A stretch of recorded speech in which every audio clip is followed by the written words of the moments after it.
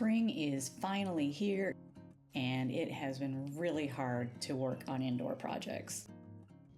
So in between those tasks, we often find ourselves outside, doing yard stuff. When we last showed you the front yard, we put down rock between the entrance and the driveway. Next is to extend it along the front of the house. We have plans to fill the rest of the yard with an assortment of grasses and plants, but for now, we're just mulching it. How's it going? Good, you ready to help? Yeah. Mike needs a beer. Yeah, we got Coronas. Most folks around here get something called bark dust, which the company can pump out of their truck directly into planting areas. Look how much work me and Mike did. That's amazing. You guys nearly clear this entire side. Yeah. Since we just want a temporary cover, we went with something called hog fuel. It's composed of cedar bark shreds. And typically it's used to slow down erosion on trails and under livestock, as well as deter pests.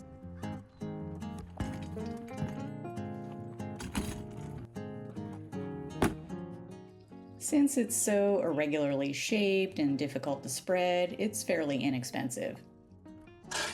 As we love a bargain and aren't afraid of hard work, it's perfect for this job.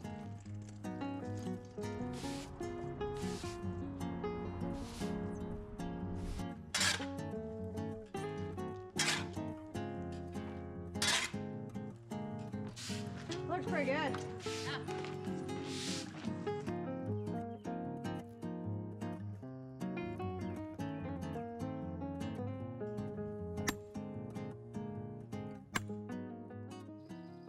In the backyard, firewood processing continues.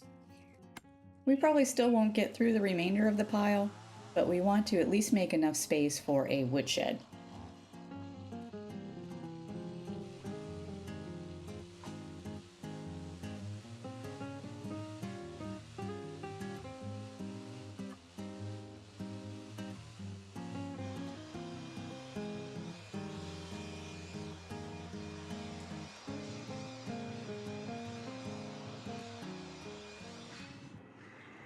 The ones from this afternoon were kind of the weird shapes, problem children, ones with ink on them from my failed art project.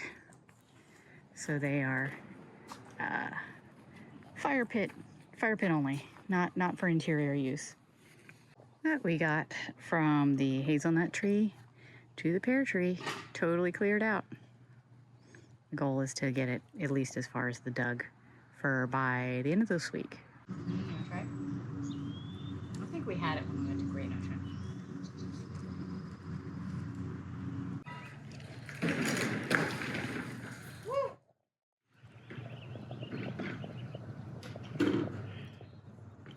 Bud.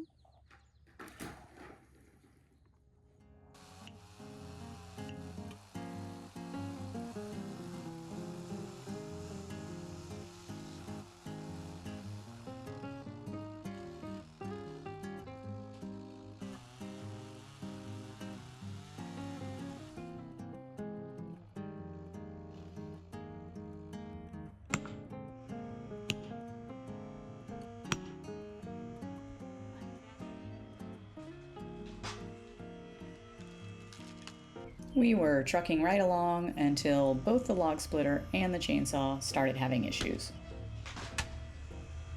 While the chainsaw is easily serviceable, the log splitter's fate is to be determined. She ain't looking good. Chainsaw's down because I need a new Bar? chain adjuster. Uh-huh. And I'll just get a new bar at the same time because might as well, right? Yeah. So nothing available here in town, so I gotta order it. Yeah, we've been hard on this stuff. I say that we have to really loosen. God, I don't want to loosen that handle. I don't think it'll come off if we... This thing is just Yeah. got so much on it from it dripping down. Yeah, we should get some brake clean next time we go by a AutoZone, or they have it at Harbor Freight too. With the log splitter benched for now, we switched gears and dug at the compost / garbage heap at the bottom of the yard for some garden bed fill.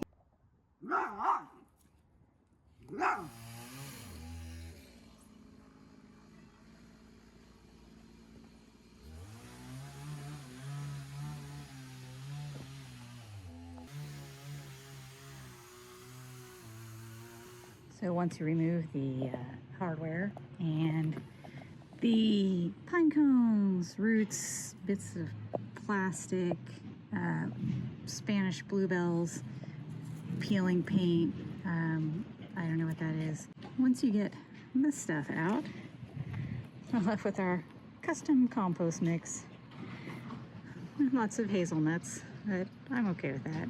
Almost got it filled, and once we water it and stuff, it'll settle a bit. I'm gonna top it with some bagged soil, but hey, $0.00.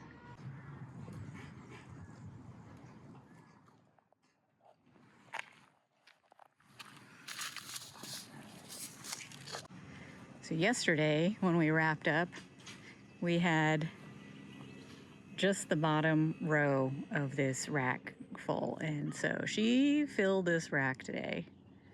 So all 5 that we have back here are now full.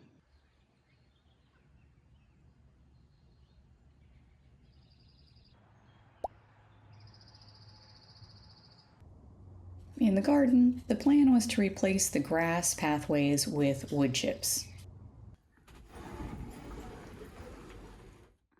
Conveniently, we have loads of wood flooring cardboard boxes to help keep the grass at bay.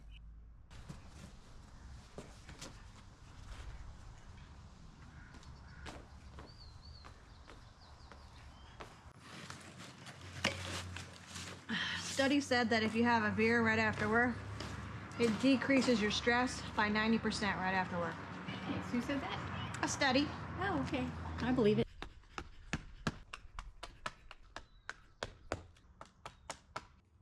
I had planned on getting hardwood chips, but as it so happens, Ames way overestimated how much cedar bark we would need, so we just used that.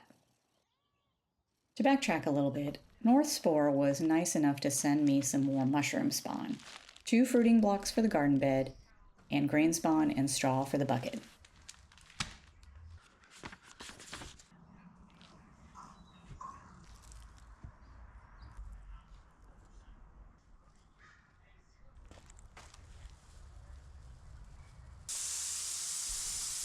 Let's see, night. Got some little teeny pink oysters popping up. It's been pretty warm, so I must like it. The good news with these oysters, these pink oysters, is that they're really trying to grow. We've got some pinning here, and then there's another one here, but I don't know if you can see this glistening. This is the problem I ran into last time I tried to grow these in the ground, is that the slugs are absolutely decimating them. You can see their little trails all over. And I have hazelnut shells here, which are supposed to deter them because they don't like climbing over the sharp thing. Nothing. They done nothing. I got coffee grounds all over here. Got a beer trap. The only thing it's caught is flies. So I don't know if this works here. I know there's a solution. I just don't know what it is. I've also had people recommend, a copper tape around the perimeter, but I don't. Let's see, there's some more slug tracks. I think they already live in between these bricks. So they're already in here,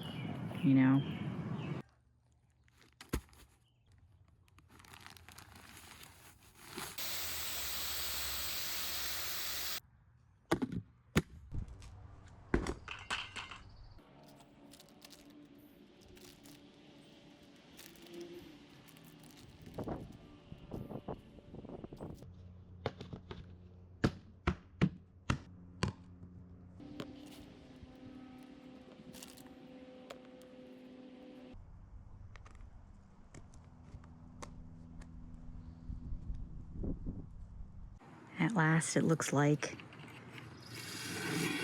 the bucket is starting to come to life. This is going to be where the apple tree is going to go. We're going to try and transplant it once it goes dormant. For now, it is the mushroom bucket stand. And this red stool was in the garage when we moved in, and it's pretty much the only thing we kept. But it is perfect for keeping the slugs away. This is the, goodness, Mr. Robin. This is the first bed that we put together since living here. And in it, we've got onions, peas, green onions, beets, and radishes. Oh, and some carrots just barely coming up. Now, you may notice all of this. And that is because Douglas is obsessed with getting in this trellis and trying to use it as a litter box. So all these posts and scat mats are for him, and those sticks.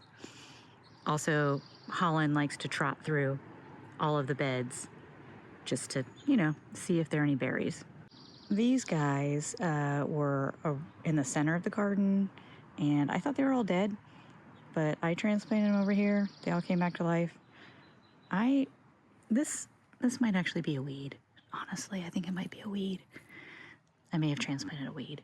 This, of course, is the most recent one made from the patio pavers. And in it, we've got corn and spinach. In this area, I just want to fill, actually, with plants. I've got some mint right there. I want to put catnip, other mints. This is a lemon balm I found in the park, and I transplanted it here. I don't mind if it takes over. Buddha is getting overwhelmed by the fern. This is a thimbleberry, which is a wild plant. I bought this one at a plant sale for like 20 bucks. I found this one in the wild for $0. This bed is the tomatoes and herbs bed right now, and arugula ready to eat. We still have all of this masonry that I don't know what to do with. I've run out of room to build things. This is the tuber bed, basically. It's mostly potatoes, which I need to hill up again. I keep adding soil to it, and they just keep going. I mean, I'm not mad. And buried in all this are the sunchokes that I planted last year. So I guess they are alive. And when they bloom, they make sort of like a yellow sunflower-like looking flower. And then the little tubers are edible. I actually call them fartichokes because they have an indigestible fiber in them called inulin. And so, yeah, there's a side effect. Also in here is the horseradish that is one of those things that I planted when we first moved in, basically. I keep getting a grape come up here, and I don't know why.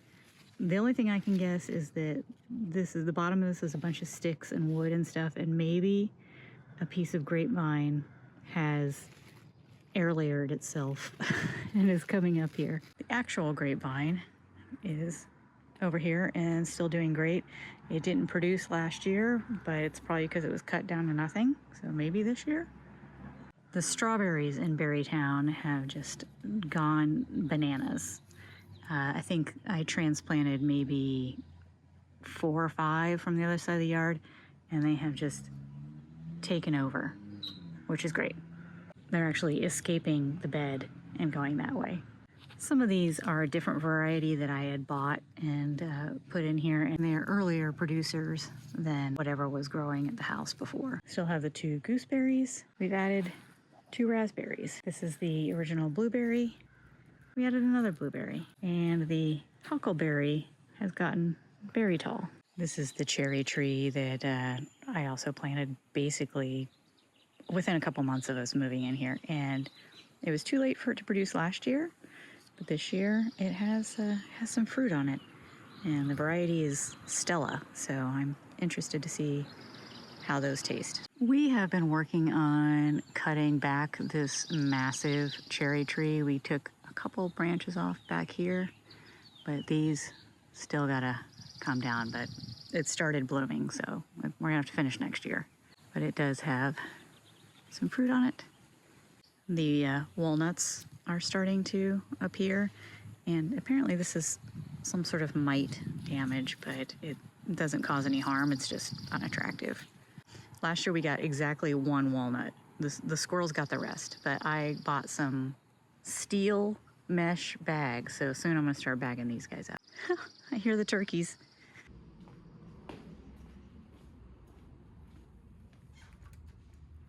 Hey. Oh, we just got one boy today. Hey, fella.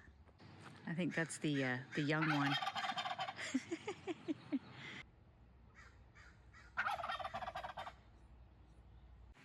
Anyway, as I was saying, the pear was all the way up there in the power lines. We've taken it down this far. It's kind of an ugly duckling phase right now, but we're gonna pick the branches we want to keep and shape it better. We left these big danglers for now, so we at least get a little fruit this year, hopefully. I'm also gonna have to bag these guys. All of these are new because this area was pretty decimated after the oak came down. So we put these trees here. We're gonna put some more in this area. Ow, another tree. Got a problem. The apple tree we've taken down probably by a third. So now it's a much more manageable height. I'm probably not gonna get many apples off of it this year, but we hardly got any last year anyway because they were so full of worms. But we've got some fruit on there. Yeah, when it goes dormant, we're gonna try and move it and hopefully it survives because this space is gonna be new deck and patio.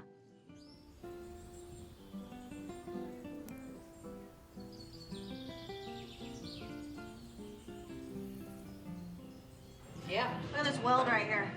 I think I can weld better than that. You definitely could. Here's the front. This is the top. This must be the front.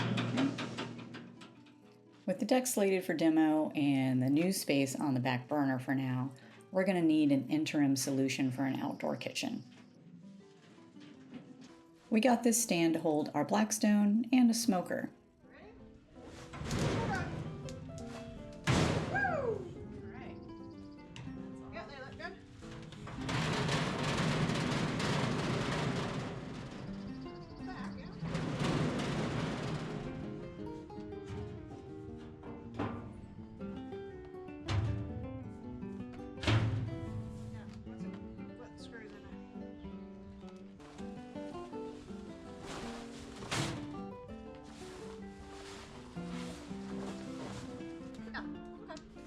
Still tight right here once you do that. You have the Velcro undone? Yep. Let's leave it like that. That's pretty good. Okay. And while our folding rope chairs have served us well as temporary seating, we have guests coming. So we got some nicer chairs for sitting around the fire pit.